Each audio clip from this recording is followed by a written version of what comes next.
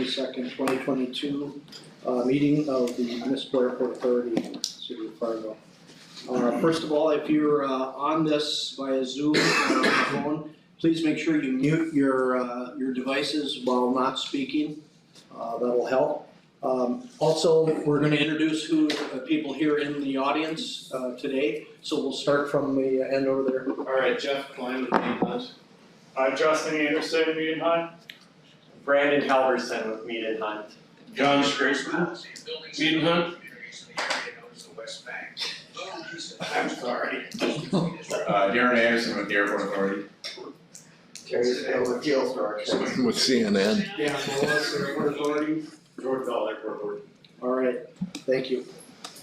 Let's, number one, approve the minutes of the meeting September 13th, 2022, please. Motion? I so move. Second. Second? Sure. Any discussion? None? Motion? Lynn. Aye. Cosgrove. Aye. Captan. Aye. Ekman. Aye. Alright. Number two, approve airport vouchers totaling $199,342.99. So moved. Second, please. Second. Motion in a second. Any discussion? None? Roll call. Lynn. Aye. Cosgrove. Aye. Captan. Aye. Ekman. Aye. Hayman. Aye. Number three, individual vouchers A through T. Can I get a motion?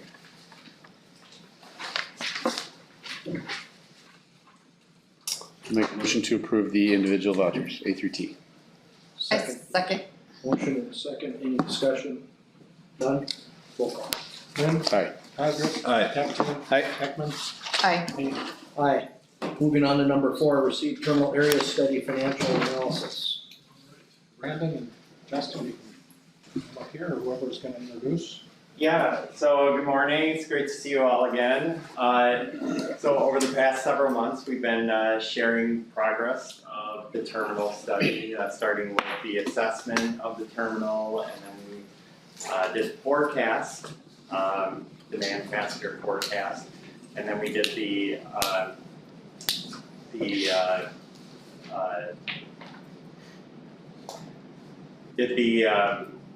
presentation of the concept, that preferred concept that we went with. And now we're doing the, and then we had the hard conversation of the construction costs in today's market. But today we want to share with you the financial study.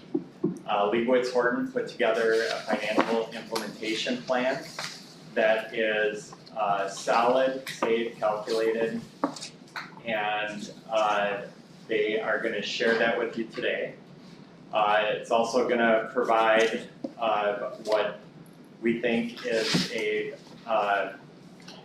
comfortable cash flow for the airport as well.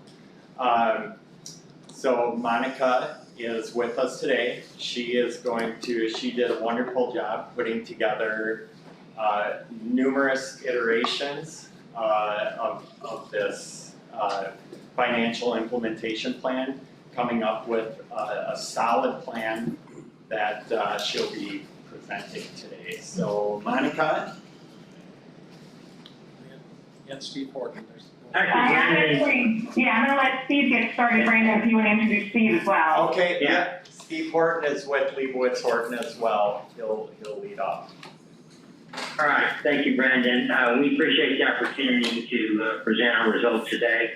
We have been working on it quite a while, and we've got some detail to go through, but we want to limit that to some extent. But before we start, this is a presentation of the financial analysis result, and in fact, the feasibility study of the terminal plan. But rather than just a pure one-sided presentation, we really want this to be a conversation and a discussion with you about the results. So please feel free at any time while we're presenting these results to interrupt, ask questions, and just get clarification when you think you need that clarification. So given that, let's pull up the slides. Any questions before we start? Yes, Darren, can you give me permission to share my screen here?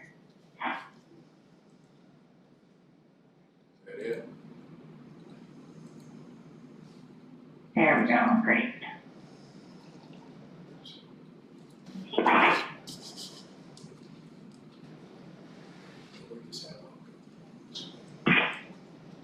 Okay, I think, can everybody see everybody see the screen? Yes. No, that's our screen. Sorry. There was an update and they messed something up. See the screen?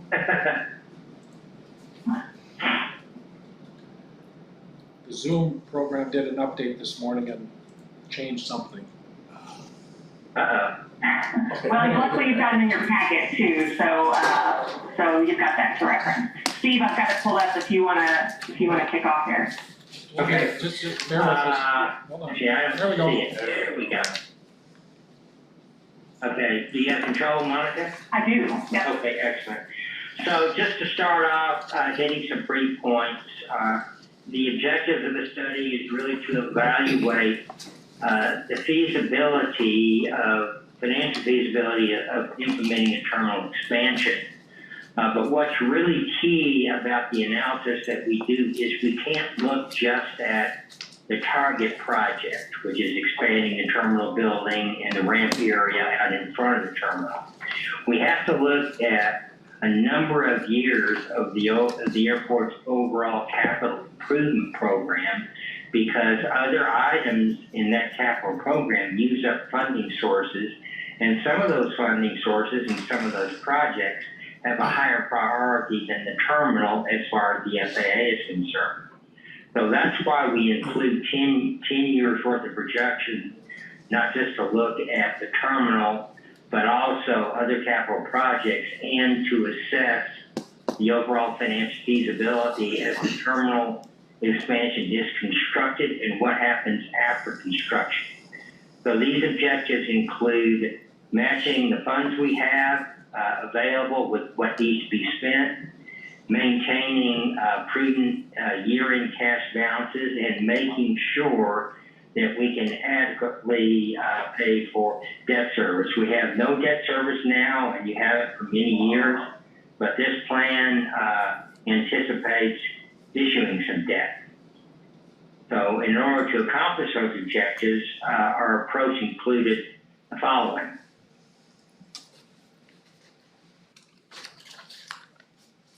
Next slide. There we go. Without getting into too much detail, we became as intimate as we could with the overall financial situation at the airport, and that's just the approach that we take in every one of these analyses. The forecast, the aviation forecast that we look at, is developed by Mead and Hunt. That is always the case.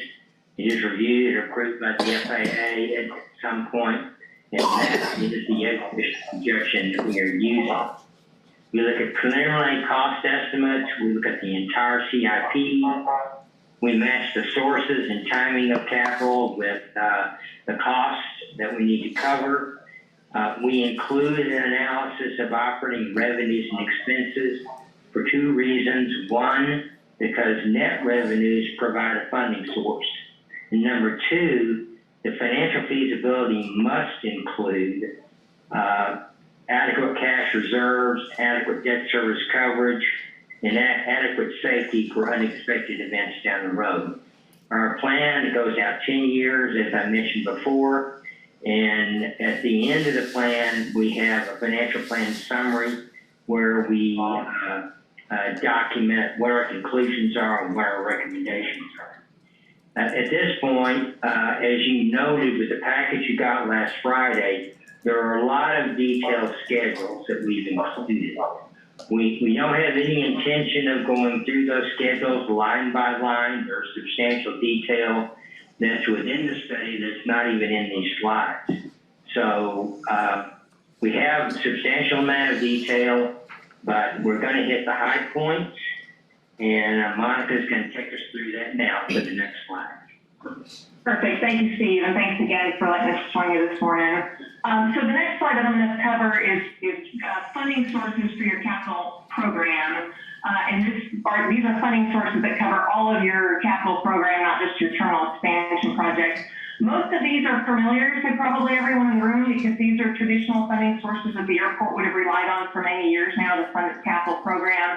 So things like your airport improvement program, entitlement and cargo funds, AIP discretionary, Pfcs, NDAC. You guys are lucky enough to be in a state that participates in your capital development, which is great. But this list has gotten a little bit longer in the last couple of years thanks to some new federal programs. So you've probably heard of those, but I'll just touch on them again because they are an important part of our analysis. So the president passed the Bipartisan Infrastructure Law, and for airports it had about 3 different buckets of money, but really 2 that come into play at Hector. One of them we call the AIG bucket of money, if you will, Airport Infrastructure Grants, and that is very similar to your AIP entitlement grants that you get every year through the AIP program, where it's based on your proportionate share of passenger payments throughout the entire national system. The other bucket, as part of the BIL legislation, was the airport terminal program, so the ATP funds, which is the 3rd bullet.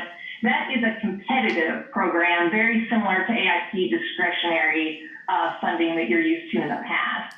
So those are 2 new funding sources that the timing of this terminal area study really hit well, that we're able to incorporate those.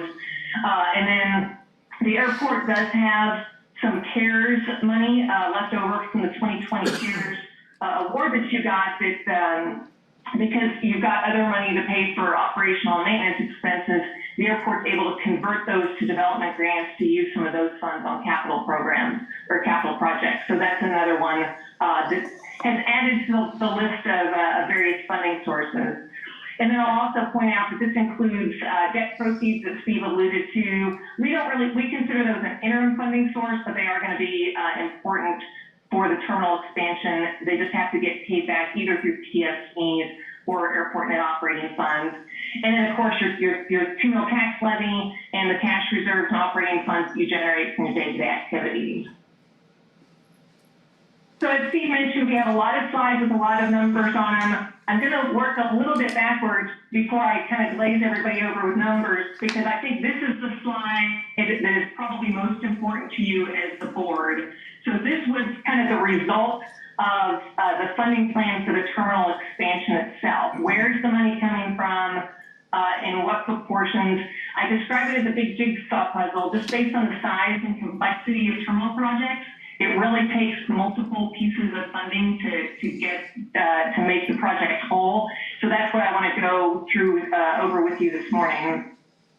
So just working backwards a little bit, back in June, as Brandon mentioned, when you were presented the options and you for the terminal expansion, and you chose option 3, the cost estimate that you were presented at that time was about $115 million, and it included a little bit of inflation assumption already built into to that cost estimate. What we try to do is actually look at it first without inflation, and then based on the timing of when we think the projects will actually execute, we factor in inflation based on that timing. Obviously, we all know the inflation environment that we're in, and it's a little bit difficult to get our crystal ball exactly right, but working with Sean and talking to the engineers, we've made some estimates on what we think inflation will do over the next few years and how that impacts the cost of the project.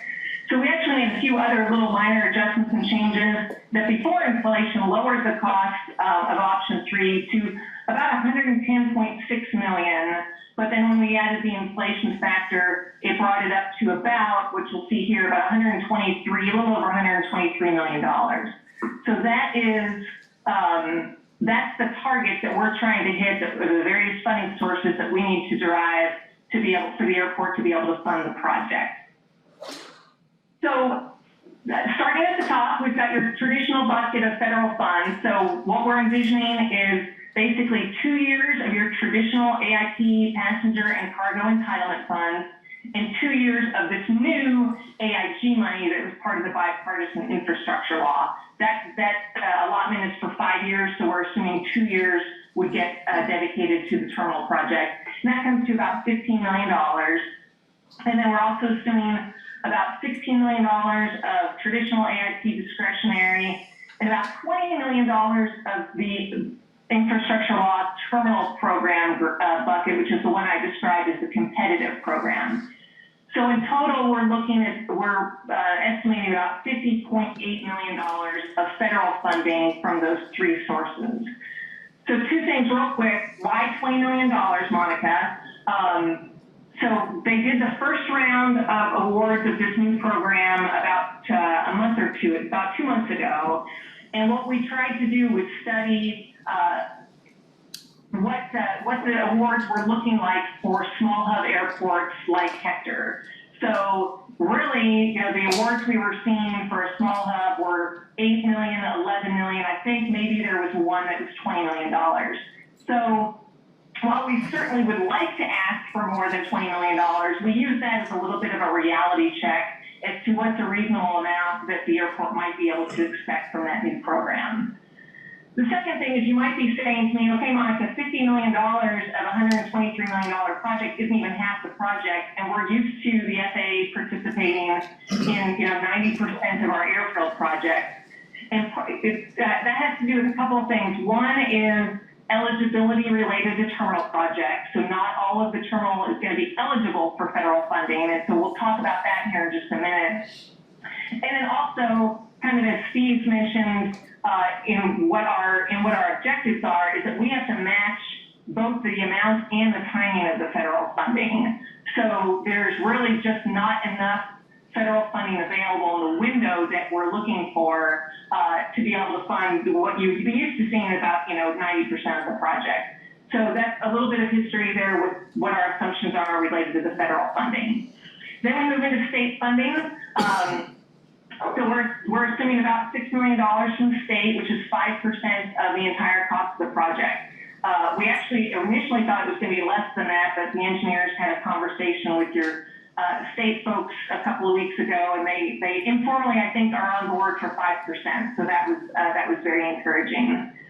Then we get into passenger facility charges, which is what the passengers that are flying out of Fargo are paying into the PFC program and contribute to the airport's capital development. PFCs can be used in two ways. The way the airport has been most recently using PFCs is what's on a pay-as-you-go basis, where basically the money comes in and the airport uses it for local matches or uses it to reimburse themselves for local matches they may have spent out in the past, basically not related to debt. Then you can also use PFCs to fund debt service. So what we are assuming for the overall program is that the airport would need to issue $40 million of debt. 25 of that would be, the debt would be serviced through PFC collections, and then the remaining $15 million would come out of airport generated revenues. So we've got $25 million funded through PFCs, $15 million funded through airport funds. So all in all, PFC is about 23% of the project, and then the remaining about 30% of the project would come from airport funds, either being, like I said, debt service or actual cash reserves and operating revenues that the airport generates on a year-by-year basis. So the airport, at the beginning of 2022, has about $37 million of cash in the bank that they, I think very wisely, Steve and I think very wisely over the last several years, anticipating that they were going to have a large capital project like this, had kind of saved up in anticipation of this project. So a lot of airports would never be in this position where they'd be able to use that much cash to fund the project. But in this case, since the airport's kind of saved up its rainy day funds specifically for this, basically 30% of the project would be funded either through airport service debt or airport cash and operating revenues. So we look at this because one of the things we try to do is have everybody have a little bit of skin in the game, if you will. So the feds have got some skin in the game, the state does, I as a passenger do flying in and out of your airport, and then the airport itself has a little bit of a little bit of skin in the game as well. So like I said, $40 million debt. One of the things that Sean brought our attention to, and so Steve did a little bit of homework on, was the North Dakota Legacy Infrastructure Loan Program, which we understand is a relatively new program. So Steve actually reached out to one of the representatives from that program. Gosh, to us, it sounds like it's the perfect type of loan funding for an airport like Hector. 30-year debt at 2%, and of course we all have also seen what interest rates have done in the last 3 or 4 months.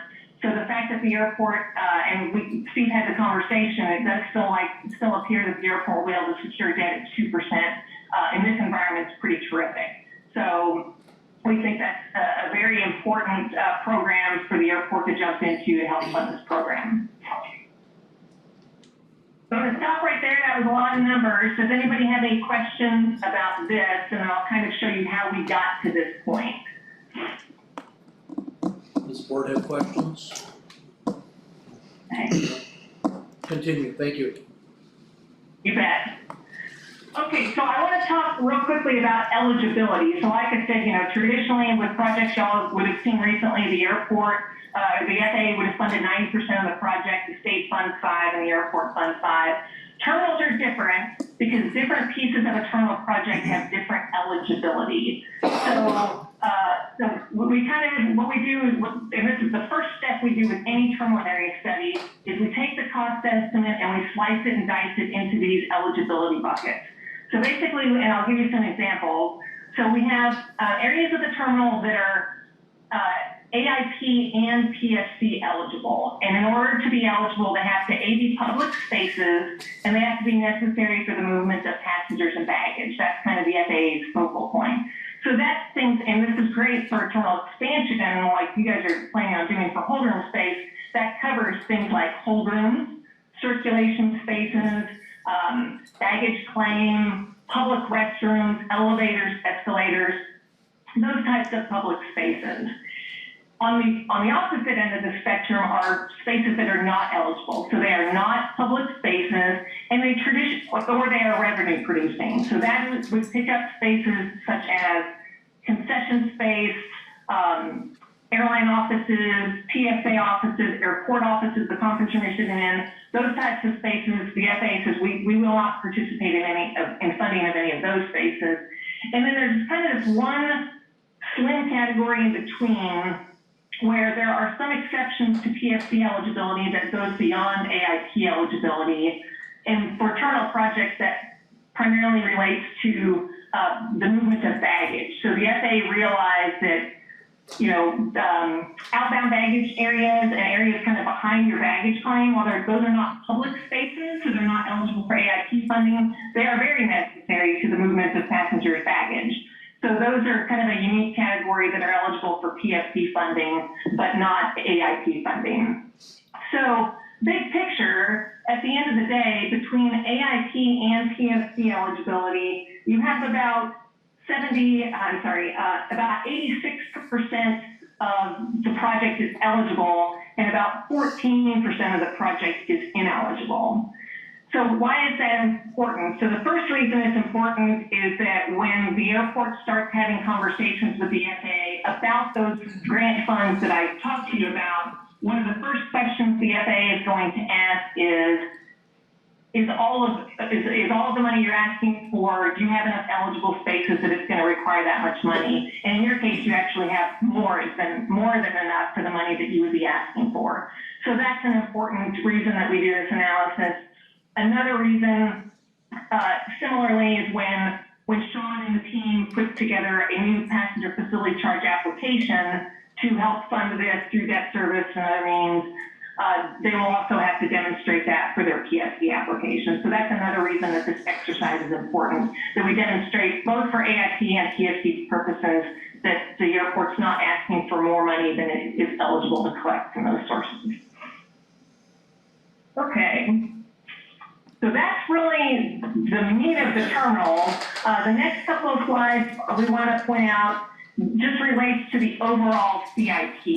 So as Steve mentioned, we can't only look at the terminal expansion project because the rest of the airport's capital improvement program places other demands on those funding sources. We have to balance the funding sources between the terminal project and all of the other demands of the airport. So as you can see in 2020 year cost, there's that $110 million I mentioned for the terminal.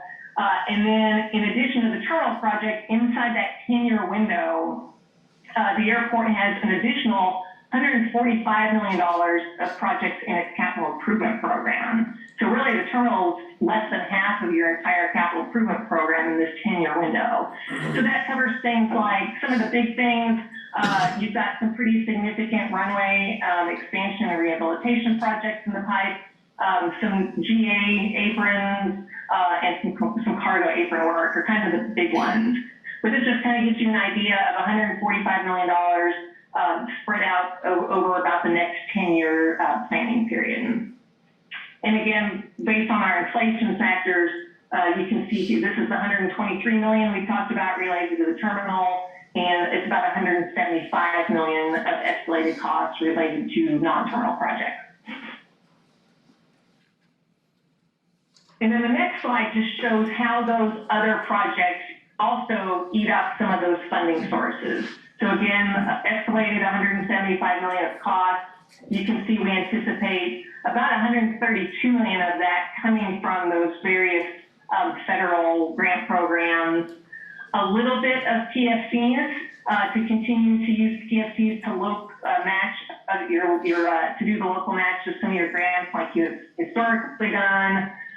Some more NDAC money, including some prairie dog money. I didn't mention it. We did not assume any prairie dog money for the terminal, but we did assume, I think there's one project in the CMIP that we did assume some prairie dog money more.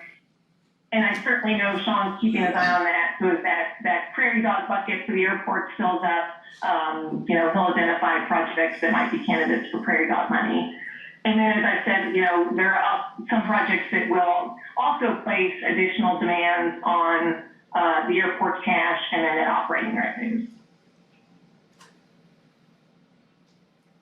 Any questions? Everybody still doing well? Okay, thank you. All right. So again, lots more numbers that I don't need to read to you. Basically, this top section summarizes all of those various funding sources that we're envisioning on a year-by-year basis. What I want to point out on this slide are kind of three things. First is this pink line.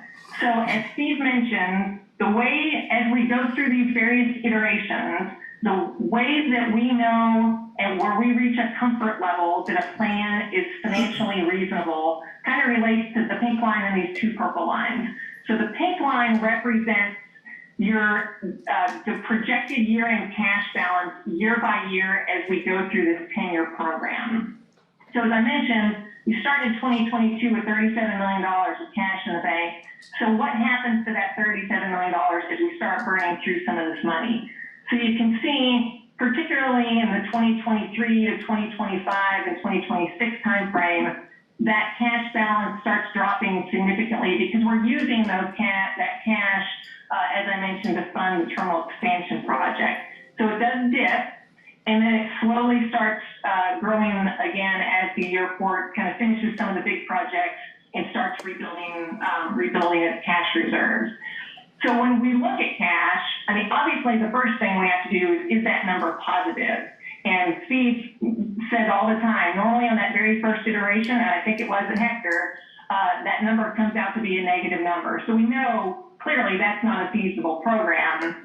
But not only does the number have to be positive, it has to be positive to a sufficient level that it's a reasonable amount of cash for the airport to have on hand for emergencies, to continue to fund operations if there's another downturn or another negative impact to the aviation industry. We'll talk about that in here a little bit towards the end, but that's what's important about the pink line. Is A, is it positive, and B, is it positive at a level that is comfortable for the airport to continue to operate day-to-day comfortably. The next two lines we look at is estimated debt service coverage. So that is just the ratio of the income that the airport has coming in to what your annual debt service requirements would be for that $40 million of debt that I mentioned. So, just if you're interested, based on the terms that we understand from the legacy fund, the annual debt service on a $40 million debt issue would be about $1.8 million a year. So, what kind of funds does the airport have between Pfcs, operating cash flow, and your tax levy, those types of sources, to make sure that we have that $1.8 million fully covered? In this case, for a traditional revenue bond, a bonding agency would expect that to be 1.25.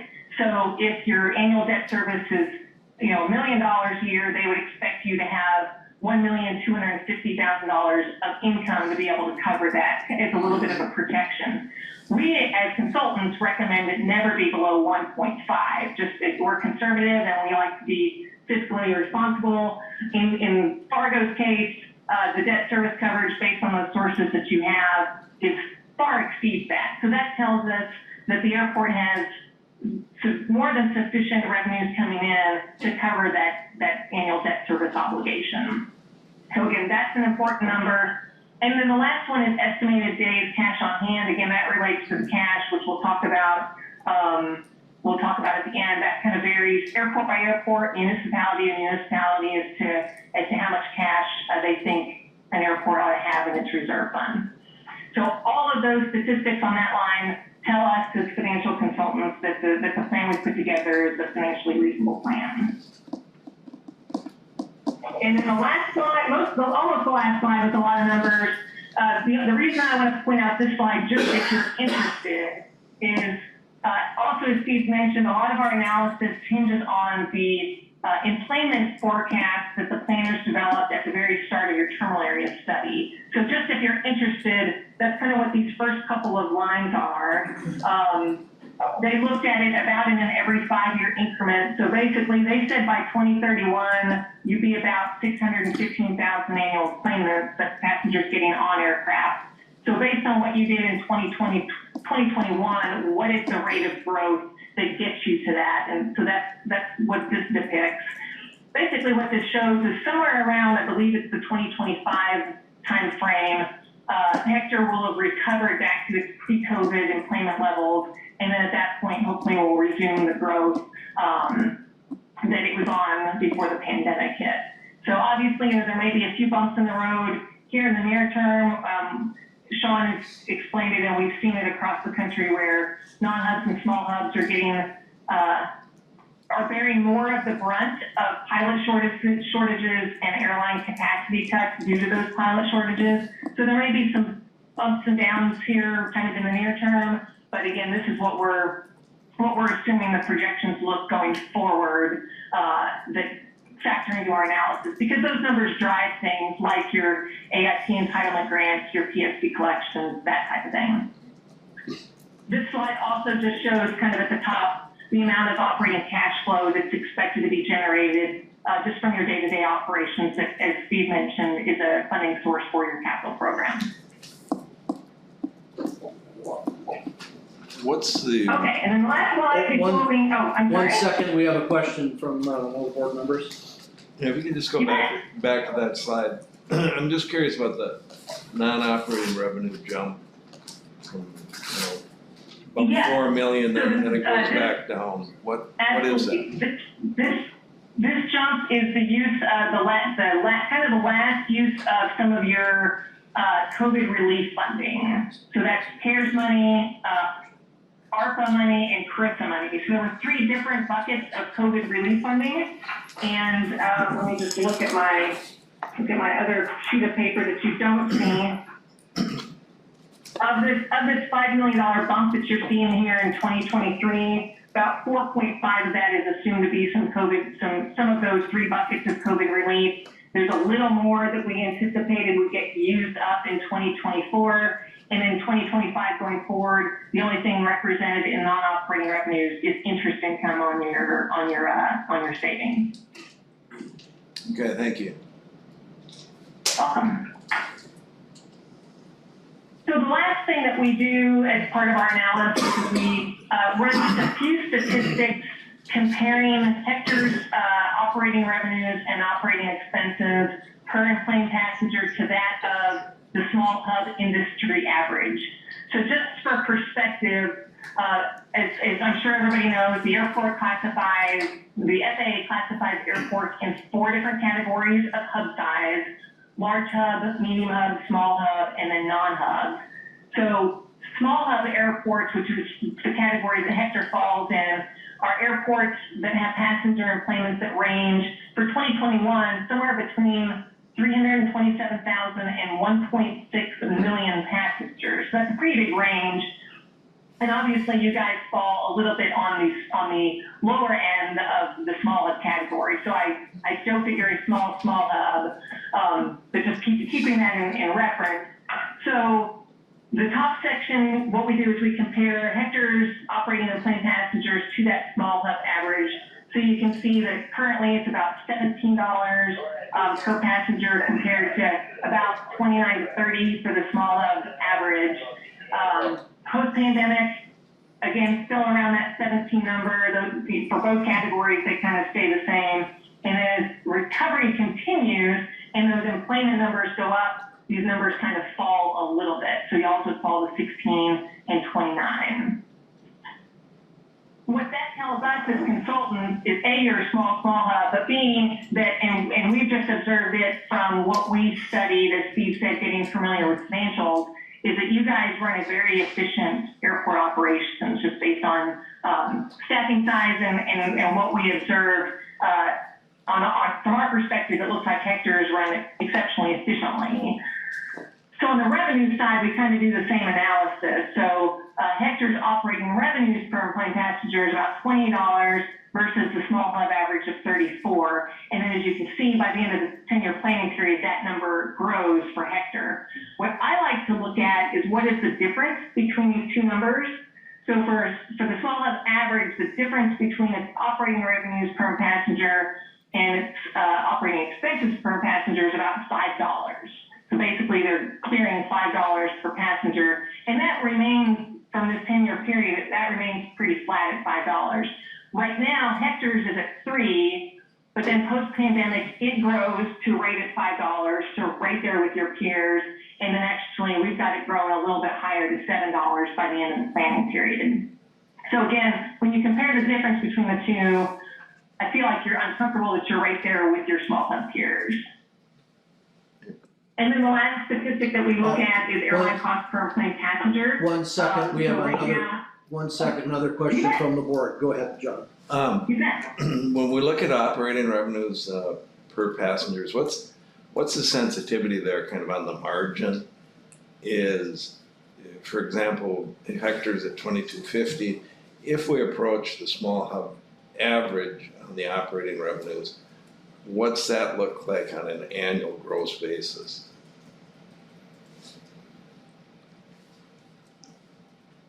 Were you able to get that? I did get it. I don't know that I can come up with that on the fly. I had to do a little bit of calculating. I think what's tricky about that is I don't know how the operating revenues that go into this category include everything at the airport, not just passenger-related activities. So that it does cover things like parking and rental car concessions and restaurant concessions that are driven by passengers, but it also does pick up other things that are not passenger-driven, things like ground leases and hangar leases and that type of thing. So, Steve, you want to chime in on that a little bit for me? Yeah, if I understand the question, I think the question is if the airport was able to get up to the industry average, and that average, as Monica pointed out, is based on a pretty wide range of employments for airports that are quite a bit larger than Hector is. But if you look at the difference in total operating revenues, say post-pandemic, that difference is about $12. If you multiply that by 425,000 employments, that is the additional revenue you would get if that was possible, but I don't really think it is.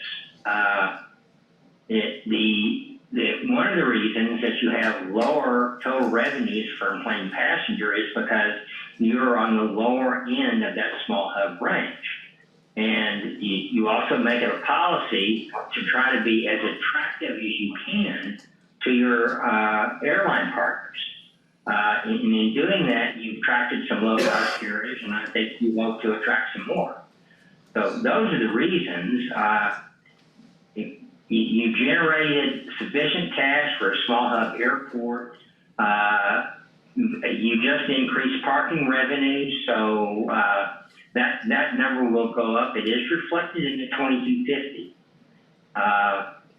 So I don't see the 2250 in the post-pandemic era versus the $34 being a problem, really. No, Does that answer the question? yeah, it's not trying to apply that we would get to the $12, but as we have operating, or as we have construction, inflation, and shortfalls, we can start to understand the things that we can dial in, and we've got room to move. And it's just understanding that sensitivity. So it'd be $12 times 450,000. Is that the? 420. Yeah, I think that's good thinking. That the sensitive area, I mean, we look at operating expenses per employment, we look at total revenues per employment. Airlines have a key focus on airline costs per employment. So you don't want that to get too high, you don't want it to get out of range. The $10.03 focuses on, frankly, larger small hub airports. And you've been very successful over the years in generating sufficient revenue to maintain a stable financial condition with the strategy of trying to keep your airline costs low. And I think you see the result of that when you look at the numbers. No, I'm not trying to say, we would do this, but it's one of the dials we have as a board to understand that if we had to generate additional revenues to meet the capital improvement plan, these would be the areas that we would start to look at. What type of impact could they have? Again, trade it off against all the other things. Yeah, I think it's good thinking to always know what some of your potential options are if problems come up. I mean, what's happened in the level of uncertainty, I think we all know that has occurred since 2019 is dramatically more than it has been in the past. We had uncertainty with the economic downfall in 2008, but vastly more uncertainty with the pandemic. Is another event going to happen in the future? None of us know. But one thing we do know in looking at this analysis is you've protected yourself pretty well with the level of cash that you're maintaining, the debt service coverage, assuming you issue the debt, which we highly encourage to fund the program.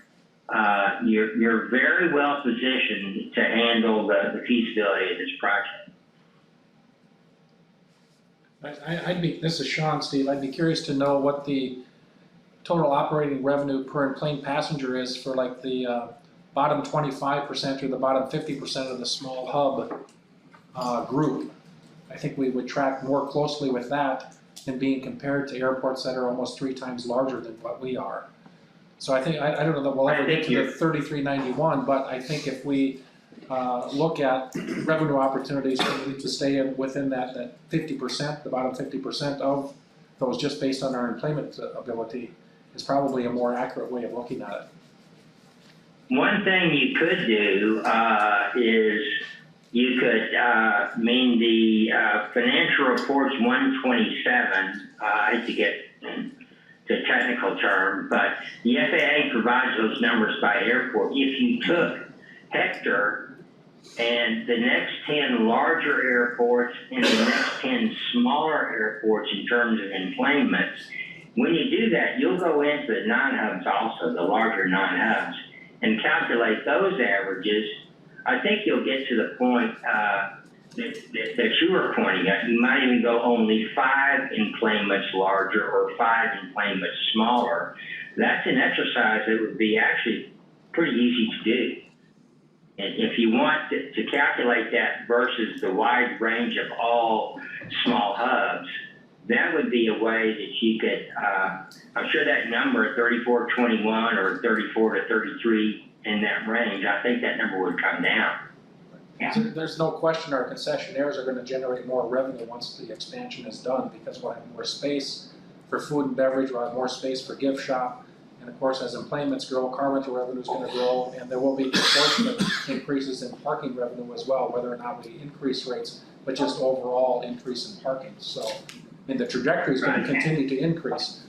Where it ends up is just really uncertain. Yeah. Well, what I'll also say is, whenever we deal with a terminal expansion like this, and whenever revenue generating areas are increased, we include some assessments of how revenue will increase, but we are very conservative about it. So, I mean, we're conservative about everything, frankly. We're financial people, it's our nature. So, yes, there may be some additional revenue to go above 2250, but from a financial feasibility standpoint and taking a conservative view on the entire picture, we're very comfortable with the projections that we've made, but they may be a little bit underestimated, as Sean points out. One more thing, when you look at the operating expense per enplaned passenger, maybe Monica, you can help explain how we projected increases in costs once the expansion is done. We'll have more square footage to maintain, we'll have more staff, bigger electric bill, bigger natural gas bill, how we accommodated that in the analysis. Yes, that's right. So, and let me just back up a little bit here, if I can, to an earlier slide. So, let's see if I can. Yep, so you'll see here, Sean and I had a conversation a couple of weeks ago that, gosh, you're adding, some pretty substantial square footage, so you're gonna need more cleaning staff, you're gonna have to heat and cool that area.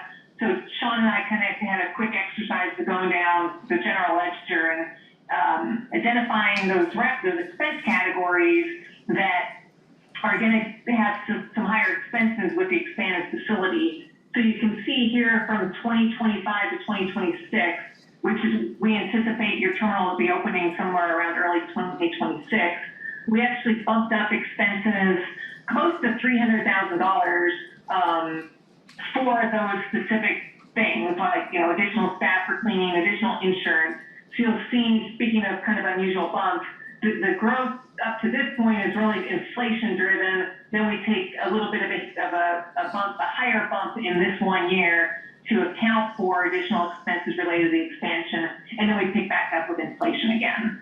So yeah, thanks for pointing that out, Sean. And then as Steve mentioned too, when we do our analysis of things like parking, concession revenue, we factor in a couple things. We factor in inflation. So if I'm gonna rent a car, chances are car rental rates are gonna inflate, year to year, just based on their cost of doing business. So we grow it both on inflation and on passenger growth. So the cost of renting a car is going to go up. That brings more revenue to the airport, but more passengers are going to be renting a car. So it's kind of a two-pronged factor of how some of those revenues will grow. So we try as best we can to project that. But as Steve said, sometimes we're also super conservative. Thank you. Great. No, it's a very good discussion. And Sean, back to the plus or minus 10 airports your size. We have a lot of airports too that in their minds they know who, just from familiarization either regionally or their airport manager and you're a little bit familiar with their airport. Airport directors too in their minds know who they consider their peer airports to be and will often benchmark things off of their peer airports. So that might be another one. If you've got some airports in your mind that you think Hector is similar to a certain handful of airports, those are other ones that you could go on an individual basis and do a little bit of comparison with. So. Yeah, Monica, that's a good point. And one more point. Again, trying to get closer to the size of Hector. These small hub airports are all over the country, coast to coast. And I assure you, inflation is different in different parts of the country. If you go to the East Coast, inflation is higher depending upon where you are, and that affects both expenses and what they're able to charge concessionaires and other revenues. So that's another factor that makes a difference in terms of looking at an airport in Massachusetts and trying to compare that with an airport in North Dakota. Yeah. That affects it. Great point. Okay, so just wrapping up super quick with a couple of slides. So basically the summary of our findings, if I haven't already said it, I'll just say it one more time. Based on the analysis we put together, we believe the proposed funding plan of both the expansion and the rest of your CIP is a financially reasonable plan. Because it maintains prudent minimum cash balance. So let's talk about this for just a minute. So what is prudent minimum cash balance? So that's going to depend on who you ask. Steve and I talked to an airport yesterday, and if he had $10,000 in the bank, he would be happy, but he didn't really, his minimum cash balance was a little concern. You guys are effectively a standalone airport where you rely on yourself and yourself alone. So you're going to have higher expectations for what you expect a prudent minimum cash balance to be. This number's also changed from, 3 years ago, what Steve and I would have thought was a prudent minimum cash balance. We've learned a lot from the pandemic and observing our airport clients that had higher cash reserves were able to weather the storm a little bit better than those that did not. So, again, what a prudent minimum cash balance is a little bit, it's dependent airport by airport. We look at things now as, do you have at least two years of O&M expenses on hand, plus a year's worth of debt service obligations. Now that you're going to have debt, you have enough money in the bank to cover at least a year's debt payment. And then we also added, planned savings for additional future large capital project needs. So, again, as I mentioned at the beginning, I think Hector recognized that you were going to have this large project, and prudently over the last several years, really growing its cash balance.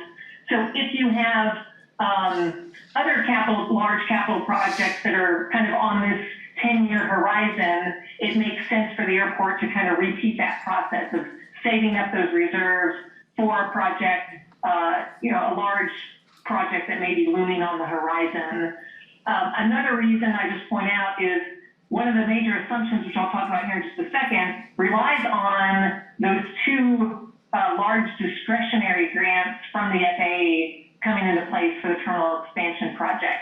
So in the event that one of those future discretionary grants does not come through, in fact, whether it's terminal or related to another project, having a healthy minimum cash balance certainly helps hedge for those types of contingencies.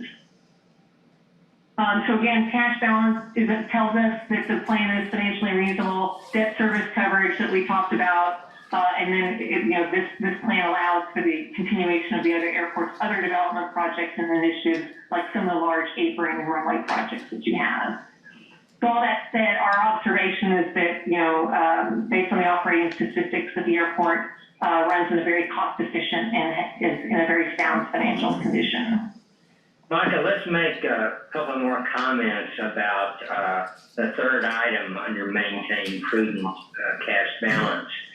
One of the things we do when we're looking at the different funding is we do make assumptions about AIP discretionary grants. And as Monica mentioned, we have made assumption about $20 million in what is a discretionary grant out of the BIL fund under the airport terminal projects. There is no guarantee that you will get these discretionary grants. But one thing is certain, if you don't ask for them, you won't get them. And that's why we plan what we project as a reasonable number to ask for. We ask for we have a meeting with the FAA later, but in these projections, in our assumptions, we're assuming that we'll get $20 million in BIL money for the terminal, and we're assuming I don't see the numbers in front of me, but discretionary dollars for two different ramp segments out in front of the terminal building. Those grants are discretionary and they're not guaranteed. If we don't get those grants, we want to plan for getting them. But if we don't get them, we have enough reserve in cash that we can be protected. You have to make some decisions about perhaps you adjust scope so that you didn't spend as much. But because of the cash levels, end of year cash levels that we're planning for in the overall financial picture, we believe we can handle uncertainties as they come up over the next 10 years. And I think that's an important part of the plan. It is conservative, and that's the way we like to do it. Questions on that? Questions from the board? Thank you.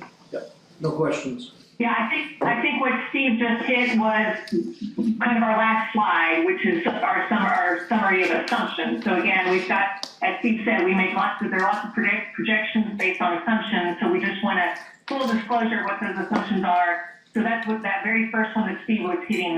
This plan relies on those discretionary AIP and APP grants. It also relies on the achievements of that aviation forecast. So those are kind of the big two assumptions that our analysis relies on. The other two, they're assumptions, but they're less worrisome. The ability to secure debt on the terms that we anticipated, just based on the conversation we had with the legacy loan fund folks. That seems not to be an issue. And then again, Sean and his team will have to go get FAA approval on a new PFC application to support the program. But again, the success of your PFC program doesn't concern me at all. If something happens, as Steve was alluding to, and we've talked to Sean about, particularly related to that discretionary funding, if there's a shortfall there, the airport would either have to find alternative or replacement funding, so either through cash or another means, or do some value engineering, removing or scaling back certain elements of the project to bring the needed cash down a little bit. So again, that's just something really on any construction project that the team has to keep its eye on. And with that, that kind of wraps up our analysis, so we'll have to happy with any more questions or comments. Okay, one question, go ahead. I have a question, and probably it's more to Sean. I noticed that there was no prairie dog funding for the terminal expansion, but there was for ramp expansion. Is there a reason for that? Are we not eligible for prairie dog funding for It's the timing of it. timing? The uncertainty of it. Okay, So our conversations with the state led us to what we put in the plan for right now, but it's the uncertainty of it. okay. But there could be money some. Could be, there could be, Okay. yeah. Thank you. Thank you both.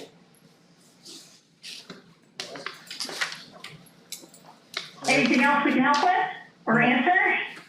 I think we're good. Thanks, Monica and Steve. All right, well, we enjoyed it. If anybody has any questions, feel free to let us know. And otherwise, Sean, we've got a few more things on our list to do for you, but we sure have enjoyed learning all about Fargo. We appreciate it. Thank you. Thank you. All right, let's Thank you.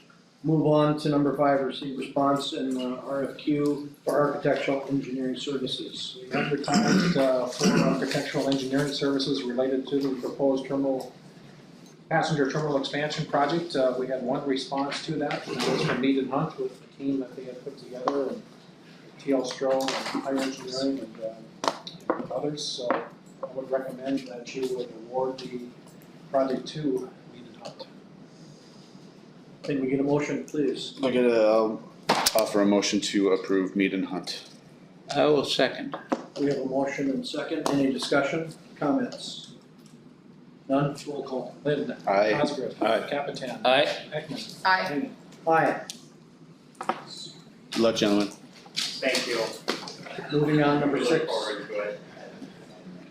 Moving on, number 6, receive proposal from Mead and Hunt for engineering services associated with replacing the boarding bridge, gate 4. All right, so we got this late Friday.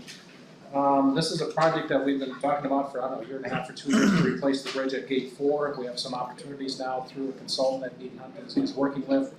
They're proposing to put together the initial phase here for design and construction services for $76,500. That would be for design, and then the construction services not to exceed $18,300. I recommend your approval. Motion. So moved. Second. We have a motion second. Any discussion? None? Roll call.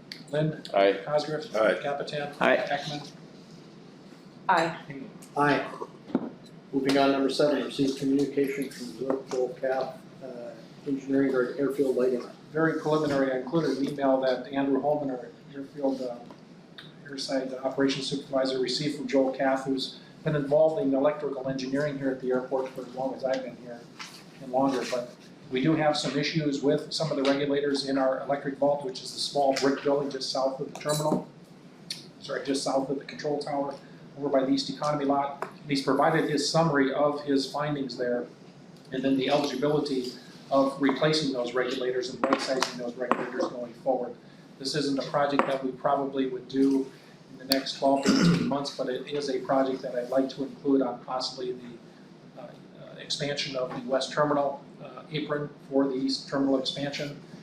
It is fully eligible, and then get those regulators updated and then also right-sized for the demand that we have out on the airfield. So this is just a preliminary information and insight into what we're finding with the electric vault. We do have some issues with some of the regulators as they do age, and some of our replacement regulators are in use right now, so we don't have any replacements for them, which is kind of critical for us. So I don't know, Jeff, if you have anything to add, certainly can. I guess the only thing I would add is, this, like Sean had mentioned, we'll include this as a bid alternate to like the South General Aviation project that we're doing right now. We didn't have it in our work scope, so once I get a fee from Joel to put all that together, I just come back to the airport authority just to account for his cost, I guess, for that design, so. Jeff, I noticed that most of the items are obsolete or soon to be obsolete. Is that a concern for operations today? That's exactly why Is Joel is bringing it to the airport's It attention. is there a necessity to get this done before that? Or start this process so they have acquisition of materials? I didn't get that indication from Joel when I talked to him. It's just, I don't think it's immediate need, but you need to start planning for it now, so.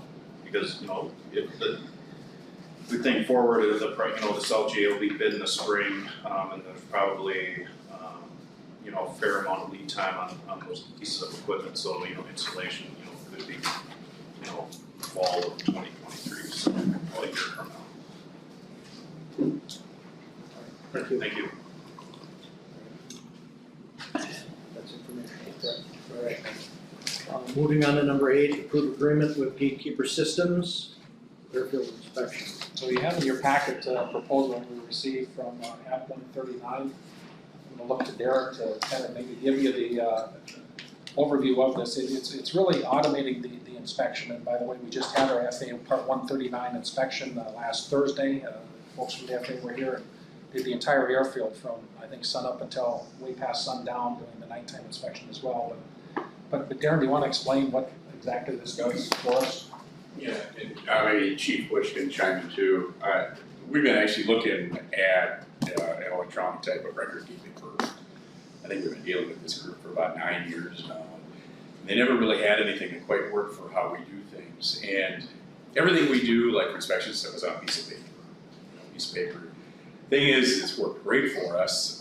We usually pass our inspections with flying colors, even though it's paperwork, but the electronic records actually use our forms just electronically, and they better track things so something can't slip through the cracks, in terms of our, Part 139 inspections, and then even with the fire chief, with the firefighter training and everything they do for the record keeping for their fire trucks and so on. And so there must have been about, the past 5 years, I've had 5 different groups we've done webinars with, and a lot of the other systems are for a lot larger airports than us. This one seems more to the smaller airports. I think they have, 90 airports. I think they might be listed somewhere. They have about 90 airports listed, and we talked to a few of them. It's a good system. Our cert inspector, he can't, of course, say, one way or another, but he said it's a good system. It's easy for them, the FAA inspectors, to go in and find what they're looking for. And this is actually one of the lowest cost applications we've looked at. A lot of the other ones were upwards of about $20 grand a year plus a licensing fee for each person. that logged into the system, so it got very expensive in terms of, kind of the same thing that we're accomplishing with App 139. And like I said, I think it's been 8 or 9 years we've been kind of dealing with him. He hit us up and we just weren't ready yet, but I think we're to the point now that it's time to make the jump into electronic records. So we're looking at a one-time setup fee of $3,000 and then $6,500 per year for a 3-year agreement. I'd recommend your approval. Can we get a motion? I move. Second. We have a motion and a second. Any discussion? None, roll call. Lynn? Aye. Capitan? Aye. Heckman? Aye. Aye. Moving on to number 9, receive update from PFM and authorize Bank of North Dakota to act as custodian. Okay, your action today is that the Bank of North Dakota requires the board to authorize, I guess, the establishment of an account with the Bank of North Dakota. I have to send them a record of this meeting, authorizing the establishment of an account with the Bank of North Dakota. They will act as the custodian for the trades that PFM will do on our behalf. It's another step in the process that's been ongoing for quite some time. When I spoke with Brian Johnson yesterday and folks from the bank, I guess the delay has allowed us to attain higher interest rates. I don't know if the rates keep going up, but nonetheless, we need to get this process going. So my guess is your action today, and John, maybe I'll do the excerpt of your approval to set up the account with the Bank of North Dakota, which would be beneficial for us going forward, because if we're gonna take out the loan with them, we have to do this action anyway. So we'll get that out of the way, starting up. The account that we set up there requires a $1,000 minimum balance. We'll get those funds transferred as soon as they say that the account is ready to go. So we're getting near the finish line here, I believe, to get this done. Good. Can I get a motion? Make a motion to approve the setting up the account for Bank of North Dakota I second. And act as custodian. and act as custodian. Motion and a second. Any discussion? Lind? Aye. Cosgrove? Aye. Capitan? Aye. Heckman? Aye. Aye. Moving on, number 10, receive proposal for construction management risk procurement. I may look to Brandon and Justin to help explain a little bit about this. As you recall, we looked at the CMAR process, Construction Management at Risk process. This is the next step in that process, and by now we have the architect and engineering firm on board for the proposed terminal expansion. This is the group that will put together the request for qualifications or proposals, if you will, to go out into the market and bring back proposals from qualified firms that do the CMAR process for us. So I don't know if there's anything else to add to that. The fee of not to exceed $24,765 to keep our process moving along here. Motion, please. So moved. Second. I second. We have a motion second. Anything to add to that, Brandon, or? No, that's a great summary. This is critical to make sure that you have the foundation for a solid contract and expectations with your construction manager. Motion second. Lind? Aye. Cosgrove? Aye. Capitan? Aye. Aye. Aye. Airport construction security. Terry, do you wanna go first? Mr. Plaza, we're flying now. Looks like the exit plaza is moving along well. They're going to be finishing grading this week and actually start paving next week, which is critical at this time of year. So, technically I think we're a couple weeks behind schedule because of the rain we had, but Powers feels very confident that we can have substantial completion by the end of the year. So steel studs and stuff hopefully next week. We're doing duct work and stuff like that in the shop, so moving right along. Let's see, Jeff, you wanna do the 3 projects we got, the economy lot, security, design? Economy locks, I'll keep this real quick, the last of the storm sewer manholes finally showed up on Friday. So Master was working to get those installed yesterday, and they should finish up with the underground today, and that Strata will be in to do installation of the underground conduit for all the overhead lighting. And then after that, I think we should, the project should start picking up speed, we see more progress, border states can get in there, get all their gravel and curb and paving, so. And then the security project, over the next 2 weeks, Fargo Electric is working on the last of the underground conduit installation. And then, that's just right here on the north side of the terminal. And then Sun Electric, over the course of the next month, will begin work on the interior of the building, with, switching out, gear doors and doing, all the conduit runs in the interior of the building here. And they'll work on that, throughout the winter. Sam, any questions on that? None. Okay. John, anything else? Okay, so at noon today in this room will be the first of 2 public meetings that will be in your packet. Brandon and Justin will have a short presentation, and just followed by people that can ask questions and look at some poster boards that will be up about the proposed terminal expansion, the concept that you selected. So noon and 6 for those. We'll follow up and Darren can fill in or others. We did have the Air Portugal diversion that came here for a medical diversion. It ended up being, I guess, a case study that nobody else has ever seen here with the team that really pulled together all of the airlines and so forth with 270 or so passengers that came in. Parked it remotely because there wasn't a tow bar here for that type of aircraft. The tow bar that we did have, Delta sent back during COVID. Didn't really know anything about that. The universal tow bar at the Air National Guard, it's not universal, didn't work. So they were parked remote, and then, got the stairs over from American and go back and forth from about the terminal taxiway up to the back and forth. U.S. Customs stepped up right away and came over to, clear the passengers. We had assistance from Rand Forbes, Rod Carson's came down, and then a couple of other agents had come down as well to the area. So all of the U.S. passengers were cleared on the aircraft, came down the stairs, walked into the terminal. They were held at the Gate 1, Gate 2 area. The international passengers and the foreign passengers were put on buses. Thankfully, the Air National Guard came over with 3 buses, put those on buses, and they were taken up to Customs up at the North GA, where they were processed up there by initially 2 Customs agents, and then I think we ended up with 4. That process went pretty well. So from a 2:45 p.m. arrival, the last passenger left the terminal for a hotel about 8:45 p.m. roughly. So they were spread out to a number of hotels. Charlie Johnson and his crew sent out the mass email to the hotel general managers, which expedites the process for the airline, which was United Airlines in this case, because they're a Star Alliance partner with Air Portugal, to go through and see who had capacity. Much went to the Biltmore, the Come On In, and other locations, but they were distributed around. A number of passengers, I don't know, maybe a dozen or so, made accommodations themselves to get out on other airlines. There were some airline flight attendants on there from Southwest who made other arrangements to get out earlier in the morning. So the plane left here with something less than 270 passengers. But the first guy off the airplane that night came in. He was booked on United. There was a United flight that was delayed to Chicago because he was on Dr. Phil the next morning. So, he had to get out of town. That's a story he told everybody. But I think overall it went pretty well. One passenger we heard from someone won a bunch of money at the casino. Yeah. I won't share that. So I don't know if there's anything else to add. I know Darren's part of the irregular ops crew that the Minneapolis airport runs, and they're going to take this up as a case study.